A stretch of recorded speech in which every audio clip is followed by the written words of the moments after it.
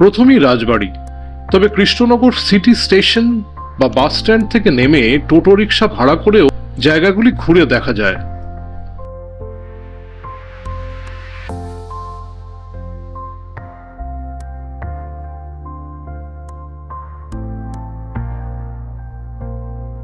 পৌঁছে গেলাম রাজবাড়ি। পুজো উৎসবের সময় রাজবাড়ি দর্শনার্থীদের জন্য খুলে দেওয়া হয়। অগত্যা বাইরে থেকেই ছবি তোলা।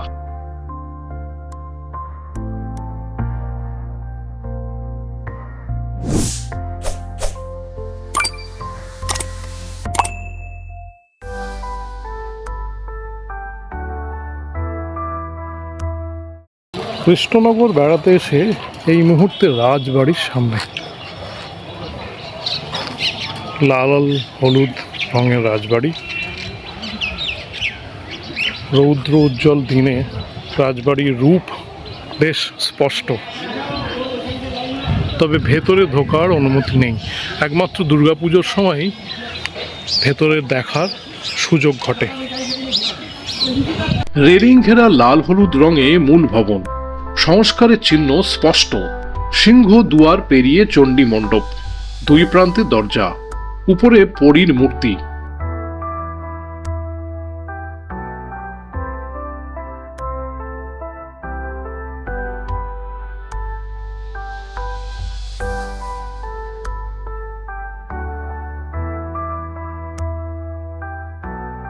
একপাশে মেলা প্রাঙ্গণ,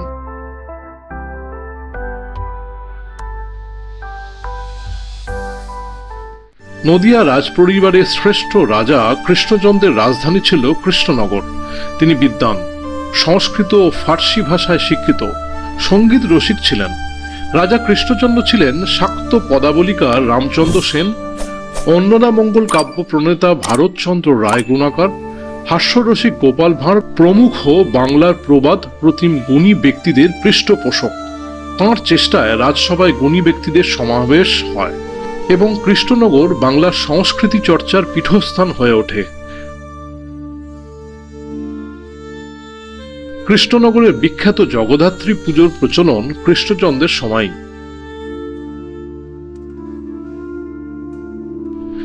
জলঙ্গি নদীর তীরে ঐতিহাসিক কৃষ্ণনগর রাজবাড়ি। অষ্টাদশ শতাব্দীতে মহারাজা কৃষ্ণচন্দ্রের রাজত্বকালে এটি তৈরি হয়। ভেতরে দেওয়াল ও ঠাকুর দালানে সুন্দর পঙ্খের কাজ ও কারুকার্য রয়েছে।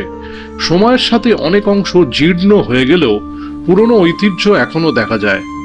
বিশেষ উৎসব ও দুর্গাপূজা, জগদ্ধাত্রী পূজা ও বারোদোলের সময় রাজবাড়ি প্রাঙ্গণ জমে ওঠে। এখানে একসঙ্গে 12টি নারায়ণ বিগ্রহের পুজো করা হয়। কৃষ্ণচন্দ্রের আমল থেকেই বিখ্যাত এই বারোদোলের মেলা।